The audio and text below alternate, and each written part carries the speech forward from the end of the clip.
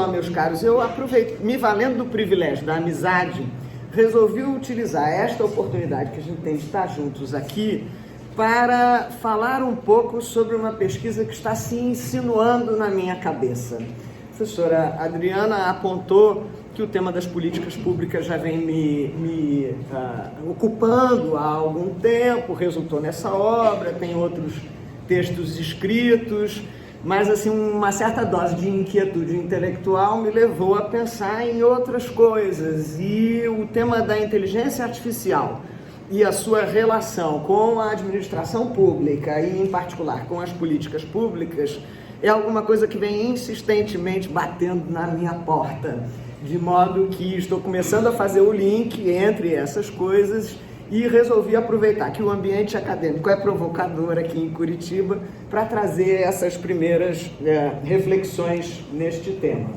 Muito bem, como vai ser o nosso percurso hoje? Do que nós vamos tratar hoje?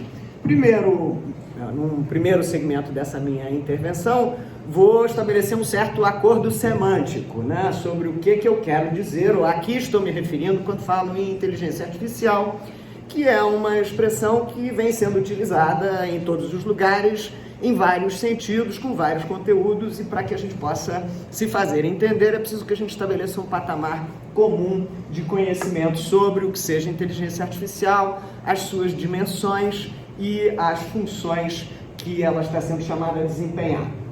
Num segundo momento, vou falar sobre por que aproximar inteligência artificial e políticas públicas, o que essas duas coisas possam ter em comum para merecer um estudo em conjunto.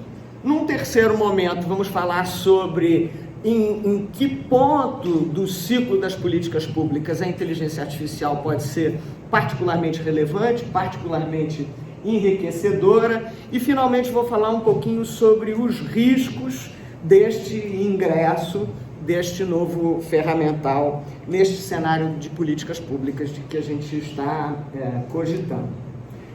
Muito bem, pensando primeiro sobre o acordo semântico, né, o nosso common ground conceitual aí em matéria de inteligência artificial.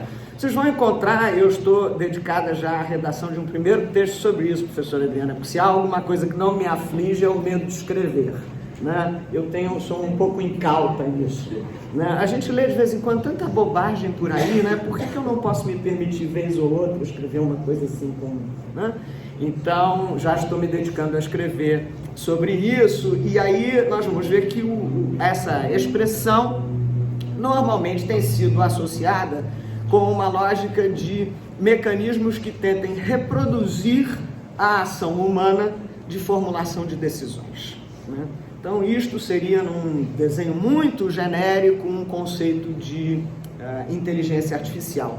Mas a inteligência artificial, assim como os direitos fundamentais, quem já teve aproximação com a teoria dos direitos fundamentais, sabe que no campo dos direitos fundamentais a gente pensa em várias dimensões, né, em sucessivos momentos de formulação teórica de direitos fundamentais, e isso também se dá na inteligência artificial. Então, nós vamos ter um primeiro momento, uma primeira dimensão de inteligência artificial, que são os mecanismos de inteligência artificial baseados em regras, rule-based, os mecanismos de aprendizado supervisionado. Que mecanismos são esses? São aqueles em que você tem um agente, que é quem desenvolve normalmente aquela conduta, este agente enuncia de que maneira ele formula aquela conduta, aquela decisão, analisa aquela pretensão, ele anuncia isto para alguém que traduz tecnicamente estes critérios, esse íter de racionalidade, naquilo que a gente chama de algoritmo, que nada mais é que uma sucessão ordenada de comandos para alcançar um determinado resultado. Então você tem uma primeira dimensão, uma primeira geração de mecanismos de inteligência artificial, que é rule-based, né? Baseado em regras que são oferecidas por um agente externo. Essa é a mais intuitiva, é que a gente consegue compreender melhor. Todos nós já vivenciamos um pouco isso quando a gente apoia o desenvolvimento de um sistema, né? Eu, por exemplo, supervisionei o desenvolvimento do sistema de recursos humanos da Prefeitura da cidade do Rio de Janeiro final da década de 90. E aí a lógica era essa. Como é que você dá um adicional de tempo de serviço para o servidor? Eu olho a data de ingresso, olho isso, olho aquilo outro, if, then, né? Se essas condições estiverem presentes, o resultado é este. Muito bem, essa é a primeira dimensão. Qual é o problema que se põe em relação a essa primeira dimensão? Aí, o problema não, os problemas, né? Bom, primeiro problema, a diferença de vocabulário entre quem faz a tarefa e quem desenvolve o algoritmo.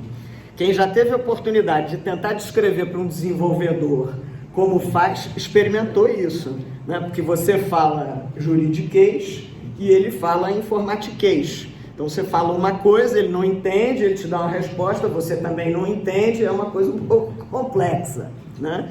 Então essa é a primeira dificuldade, estabelecer um common ground de linguagem entre quem diz como a tarefa é feita e quem vai traduzir aquilo num comando informatizado, denominado algoritmo.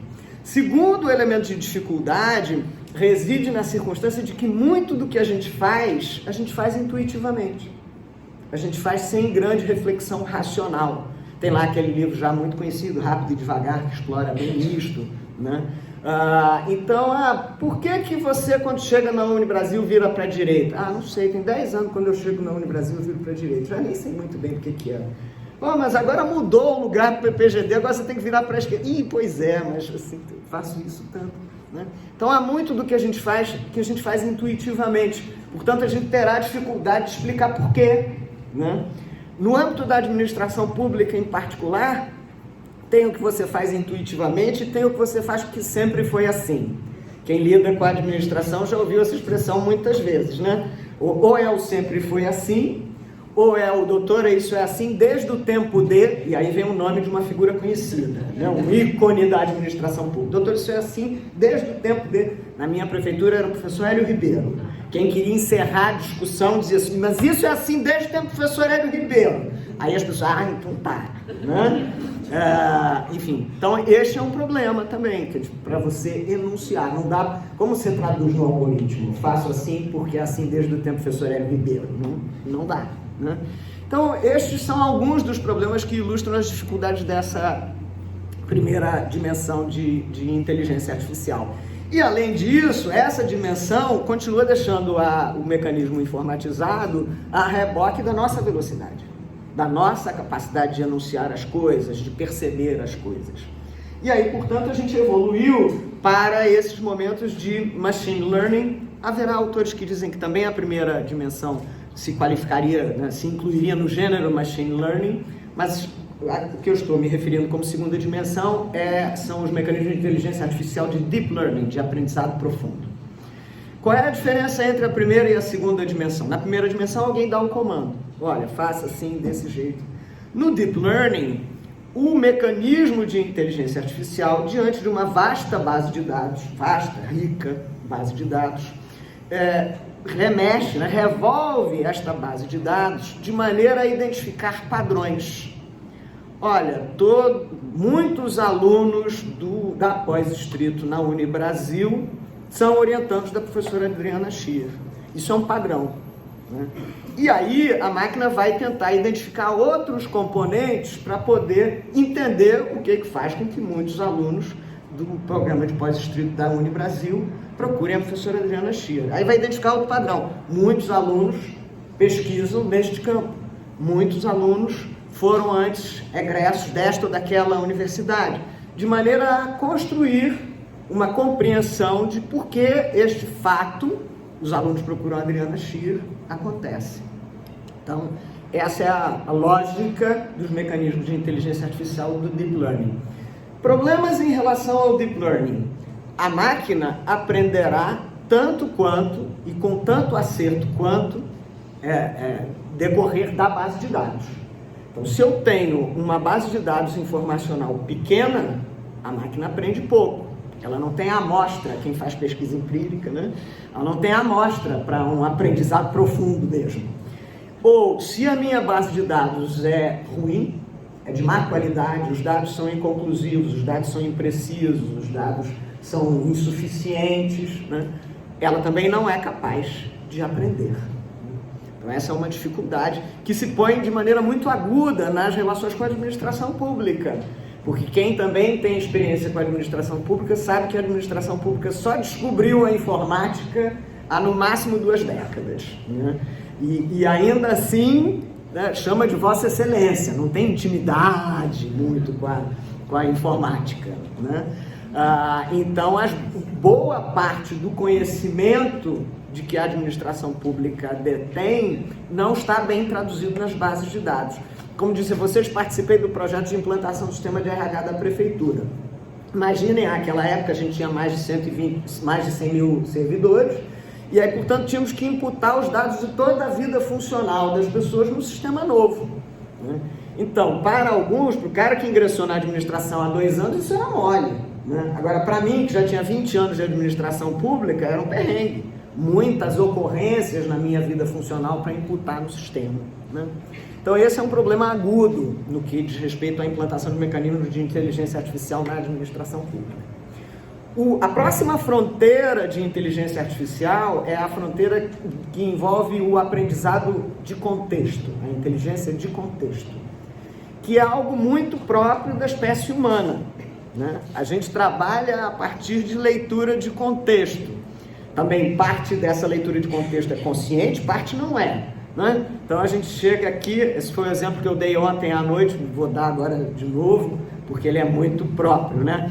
Nós estamos num contexto de indefinição. Qual é o protocolo social no momento da crise do coronavírus? Beijo ou não beijo? Né? Porque o protocolo de saúde diz não beije, mantenha uma distância de pelo menos X, né? 1 metro, sei lá quanto. Mas o protocolo social diz, é seu amigo, né? Beije, né? Aí você não sabe, a gente chega, fica meio assim, espera o sinal do outro. Se o outro se inclinar, aí vai beijar, vou beijar também, né? Então assim, a gente faz leitura de contexto, como é que o outro está se comportando, quais foram os sinais corporais que o outro deu, né? Como é que está o ambiente, como é que é. Eu cheguei aqui na sala, deixa eu dar uma olhada na cara do pessoal que está na plateia para eu modular a minha linguagem, a minha abordagem dos temas, né?